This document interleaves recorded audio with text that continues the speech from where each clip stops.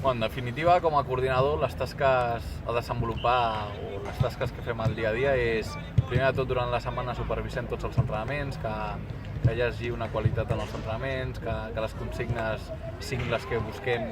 per l'edat concreta dels nanos i sobretot que s'apropi el més real a la competició, el que ens trobarem al cap de setmana. Intentem fer un cop al mes alguna petita formació per introduir i donar nous conceptes als entrenadors i també agafem els jugadors per assegurar-nos que arriba el missatge tal com volem i en definitiva intentar que els jugadors evolucionin pas a pas. Com a entrenador, des que vaig arribar aquí he canviat totalment. Aquest serà el quart any al club. Vaig venir aquí gràcies a l'Albert Ballesteros i al Marcos Reina, que en el seu dia era el coordinador de Futbol 7 i des del minut 1 vaig arribar aquí pensant-me que ho sabies tot i sens dubte tot el que he après aquí m'ha canviat com a entrenador. Any rere any he tingut les possibilitats de competir en les màximes categories, trobar-me equips que fins l'hora en altres clubs no havia sigut possible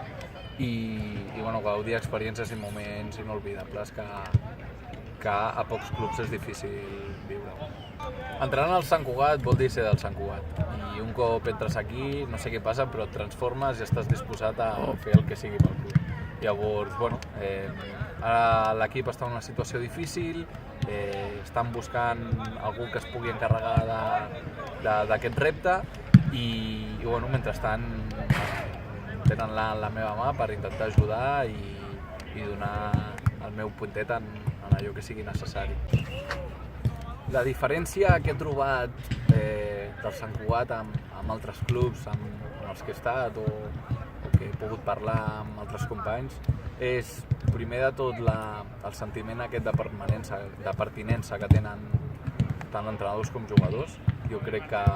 l'entorn ajuda moltíssim, la qualitat humana de les persones fa que t'hi puguis dedicar les hores que siguin necessàries i després la qualitat dels entrenadors que et trobes aquí. La formació que rebem mútua entre tots fa que ens anem retroalimentant i que no busquis una altra sortida perquè veus que millor que aquí difícilment podràs estar.